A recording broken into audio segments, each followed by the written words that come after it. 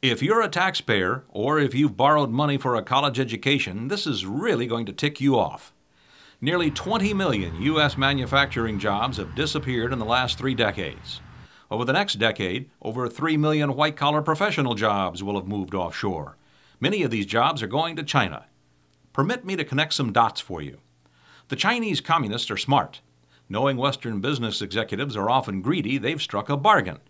You can call it a deal with the devil or a deal with the dragon. Take your pick. They tell U.S. multinationals, you can come to China, exploit our people with low wages and long hours, you can pollute our water and our air, and avoid the environmental responsibility demanded of you back in the States. You can cut as many product safety corners as your customers will tolerate. You can sell your products in China, too. You can make all the obscene profits you wish on the backs of our people and at the expense of our land. In return, you must build factories here, move many of your industrial jobs here, and share all the secrets of being a high-tech competitor. When we're as powerful as America, we may take over your Chinese operations, but you will have become obscenely rich in the short term. Corporate America loves the deal. On Wall Street, patriotism is for chumps. The United States is just another piece on the globalism monopoly board. Many in our wealthy class have sold our country out for quick profits in China without blinking an eye. They've had policy and legislative help from the Clinton and Bush administrations and the Congresses during both of those presidencies. Washington doesn't stand up to China because corporate America lavishes our politicians in both parties with campaign contributions to look the other way while our industrial might ebbs away. American automakers, like other multinational corporations, are convinced their future profits are in Asia and other emerging markets. So over time, that's where they will likely build most of their vehicles. They'll probably keep their corporate headquarters here for sentimental public relations reasons. General Motors, for instance, recently announced it will build an advanced vehicle research and development center in Shanghai, China, to augment another R&D center they have there. Ford also has a research center in the People's Republic, only they are in Nanjing, China. Our research universities have noticed. This is Dave Bunson, Dean of Engineering at the University of Michigan. We work very heavily with industry in research and development, and even for the smaller, medium-sized companies here in the U.S. that we work with, they have international operations. So we're really being pushed pretty heavily by companies to globalize. And so they are. The University of Michigan has cooperative education arrangements with 4 Chinese universities, with the biggest commitment at Shanghai Jiao Tong University. An internal email in the School of Engineering noted U of M would be teaching pharmaceutical engineering at Shanghai Jiao Tong in the spring of 2005. In October 2005, Pfizer opened a new $25 million research center in Shanghai, China.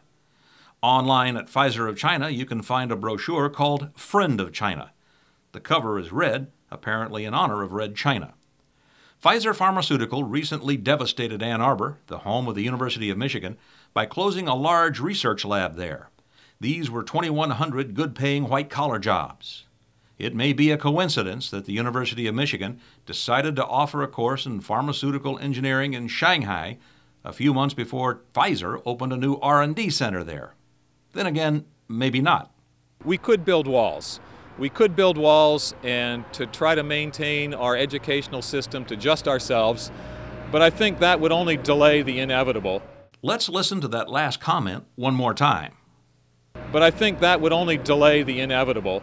I do not think that they have the defense and well-being of our nation at heart. I would say that the people who are setting the policy, what they're interested in is their own immediate financial gain, and they see this as a way to line their own pockets at the expense of our nation, apparently feeling that, well, they're not going to be here when it all falls apart. So it's not pro-communist necessarily in your view. Your opinion is it's about the money. It's economics that's driving it. But they're obviously overlooking the giant danger signals of a totalitarian nation. I mean, all right, I mean, how many people, how many Tibetans do you have to shoot? Or how many prisoners do you have to execute? Or how much do you have to destroy the US dollar until you realize that you're dealing with evil people? To some degree, the University of Michigan is following a blueprint endorsed by our own government. Spend our tax dollars educating our foreign competitors, thereby contributing to the competitive loss of the United States. As the University of Michigan's Dave Munson says, why postpone the inevitable? This is Donald M. Bishop. He's the mouthpiece for the U.S. Embassy in Beijing. A speech he gave to prospective students in China in 2005 is nothing short of astonishing. Note that Bishop didn't dream this up on his own. He was speaking for the Bush administration. Bishop was selling the idea of a U.S. college education to prospective Chinese students. He explained tuition only covers about a fourth of the cost of a U.S. university education. Bishop said the university's other costs are supported by the taxpayers, which means the farmers and factory workers and business people. You heard that right.